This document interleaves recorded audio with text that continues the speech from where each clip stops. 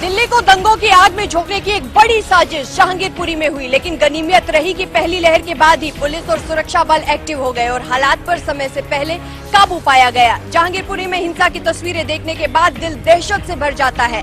दरअसल हनुमान जयंती के मौके पर वहां के लोगों के हाथों में लाठी, डंडे, तलवारें नजर आई।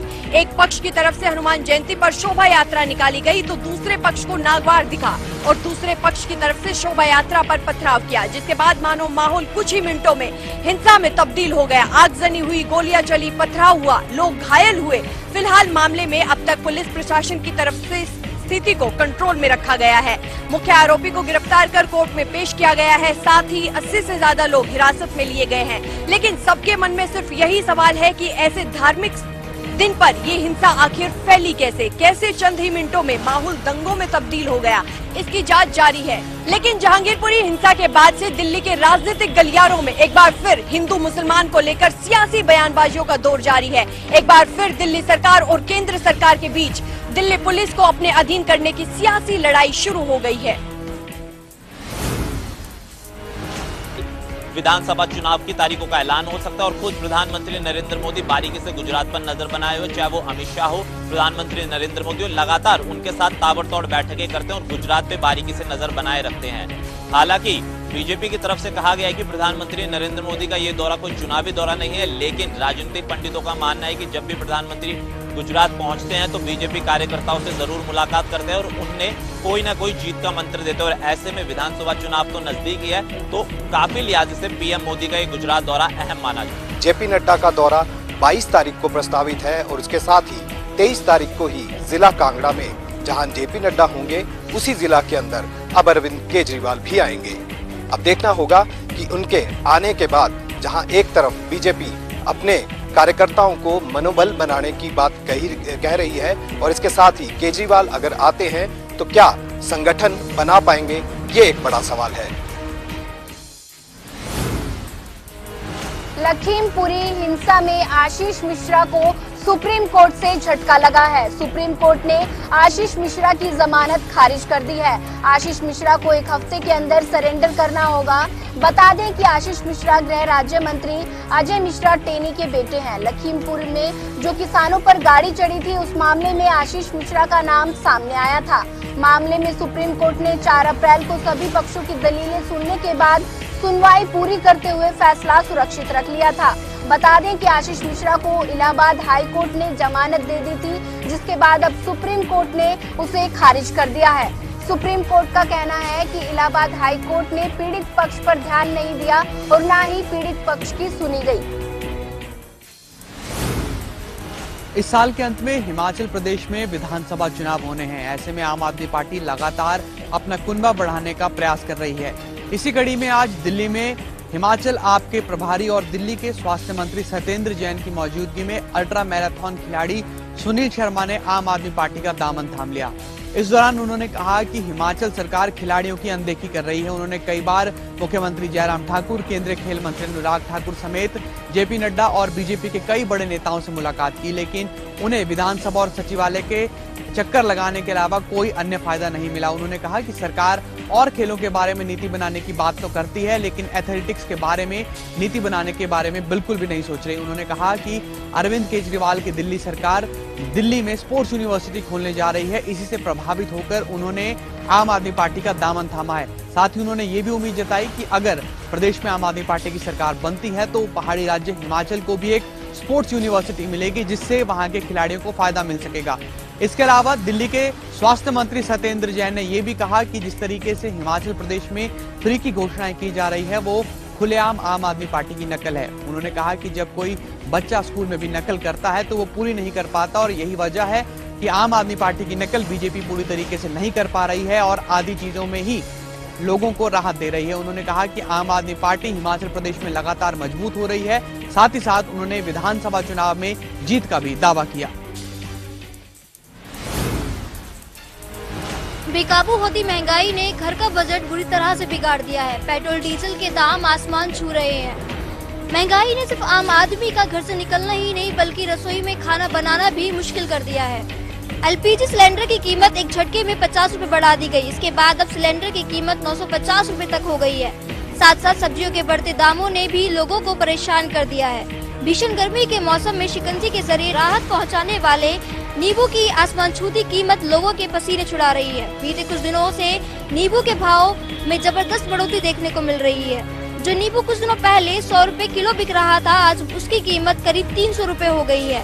महीने भर पहले 20 से 30 रुपए किलो में बिकने वाली सब्जियां अब धीरे धीरे 50 से 60 रुपए के आसपास आ गई है, जिसके चलते थाली से अब धीरे धीरे सब्जियां भी गायब होने लगी हैं। इधर सब्जियों के दाम में बढ़ने से रसोई का बजट पूरी तरह से बिगड़ गया है, जिसके बाद अब महंगाई की मार जनता पर लगातार पड़ रही है। पहले कोरोना की मार और अब महंगाई की मार जनता पर देखने को मिल रही है। अभी राहत मिली ही नहीं थी कि एक बार फिर देश भर में कोरोना वायरस लोगों को डराने लगा है। पिछले 24 घंटे के जारी आंकड़ों के मुताबिक देश भर में कोरोना के मामलों में लगातार उछाल हो रहा है। केंद्रीय स्वास्थ्य मंत्रालय की ओर से दिए गए आंकड़ों के मुताबिक पिछले 24 घंटे में देश में 2183 से अधिक कोरोना वायरस के मामले सामने आए हैं, जो पिछले दिन की तुलना में करीब 89.8% ज्यादा है। बीते रविवार को देश में करीब 1150 कोरोना के केस आए थे। वहीं इस दौरान देश में एक्टिव मामलों की संख्या 11,558 से घटकर 11,542 रह गई है। वहीं राजधानी दिल्ली में बात करें तो पिछले 2 हफ्तों में कोरोना की पॉजिटिविटी रेट 0.5% से बढ़कर 5.33% हो गई है। दिल्ली में प्रतिदिन आने वाले कोरोना केस 500 से ज्यादा पार कर चुके हैं। पिछले 24 घंटे में दिल्ली में रिकॉर्ड 517 कोरोना के नए मामले सामने आए थे। दिल्ली में बढ़ते हुए मामलों को देखते हुए दिल्ली डिजास्टर मैनेजमेंट अथॉरिटी यानी कि DDMA की 20 तारीख को एक बड़ी बैठक होने वाली है। ऐसा माना जा रहा है कि इस बैठक में बढ़ते कोरोना वायरस के मामलों की समीक्षा की जाएगी। इसके साथ ही ऐसा भी कहा जा सकता है कि आने वाले समय में स्कूलों पर भी रोक लगाई जा सकती है, ताकि जो बढ़ते हुए मामले हैं उनको कंट्रोल में किया जा सके। चाहिए में आज़ादी के अमृत महोत्सव के उपलक्ष्य में आज सडोरा में भारत आयुष्मान योजना के तहत फ्री स्वास्थ्य मेडिकल चेकअप कैंप लगाया गया। इसमें 840 लोगों का पंजीकरण किया गया। इस कैंप में हर बीमारी का इलाज डॉक्टरों द्वारा फ्री में किया गया। हर बीमारी का इलाज व फ्री दवाइयाँ बांटी गई।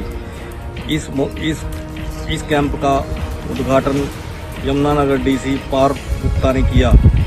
पार्थ गुप्ता ने कहा कि आजकल हर व्यक्ति भाग दौड़ की ज़िंदगी जी रहा है। हर व्यक्ति भाग दौड़ के कारण कोई ना कोई टेंशन हो जाती है, जिसके कारण बीमारियां लग जाती हैं। हर व्यक्ति को अपना खुद ख्याल रखना चाहिए।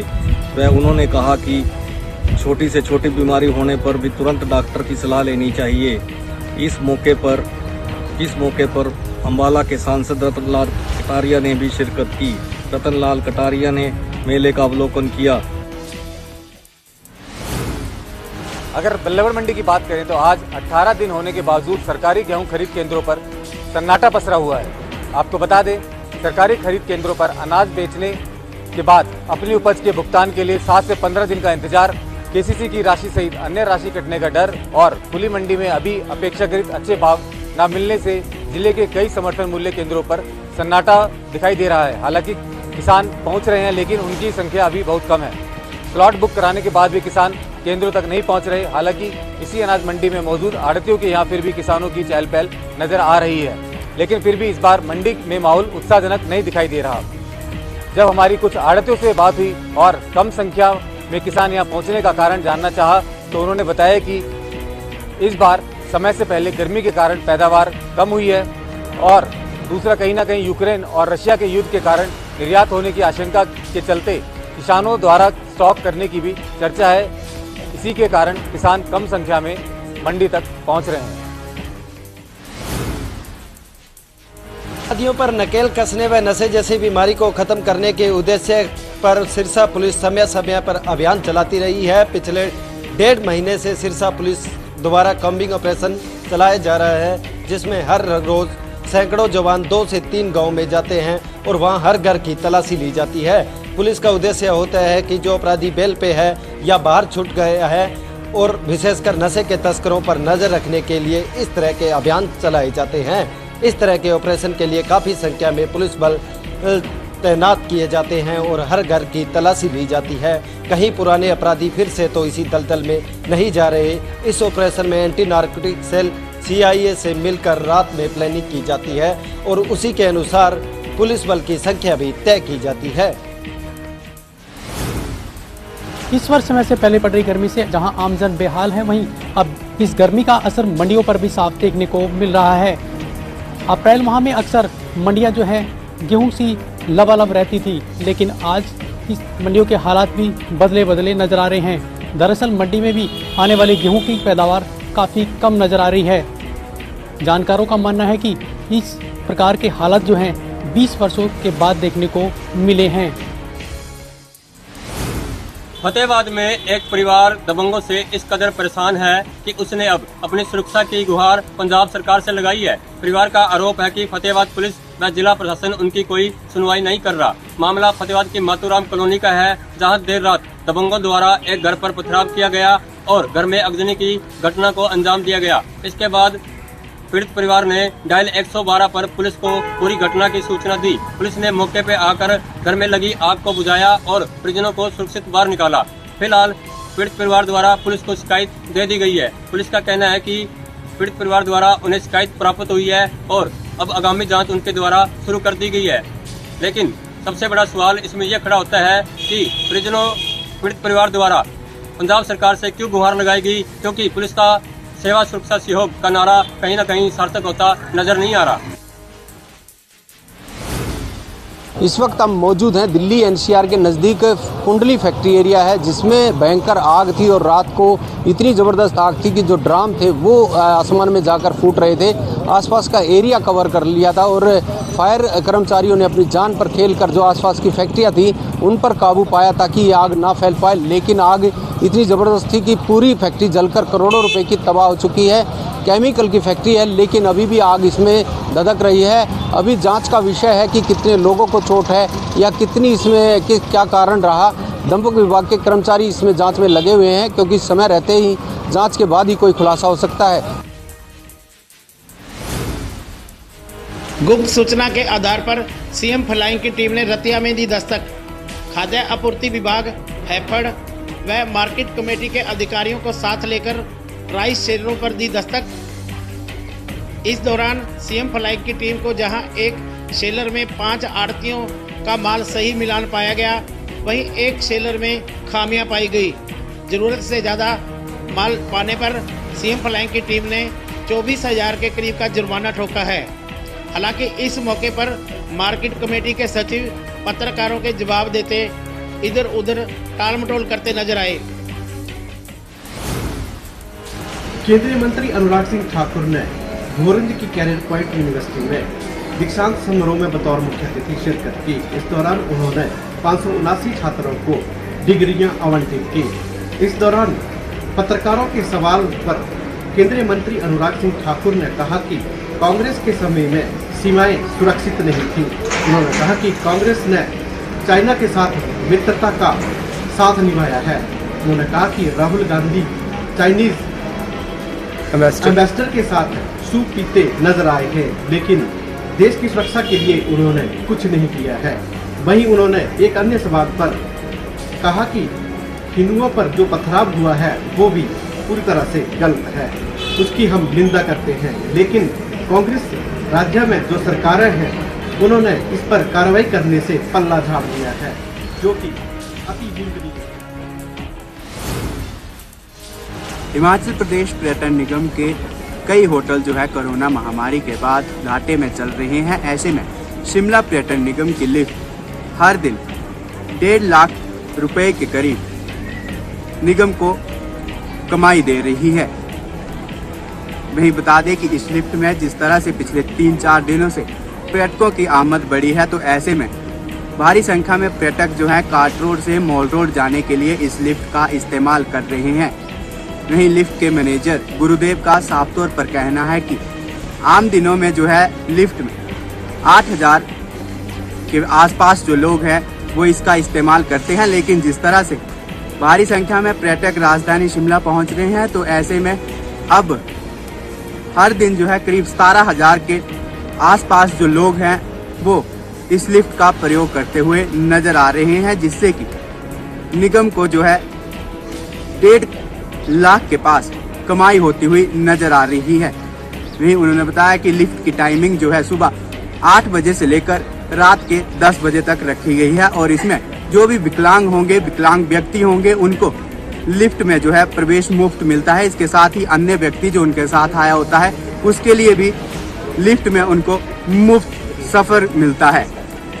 वहीं बता दें कि इस लिफ्ट में जाने के लिए मूल्य जो निगम ने निर्धारित किया है वो 10 रुपए है। पर्यटन नगरी कहे जाने वाले धर्मशाला में इस बार मरतबा जो है टूरिस्टों का जो हुजूम है वो धर्मशाला की सुंदरता को निखारने के लिए पहुंच चुका है।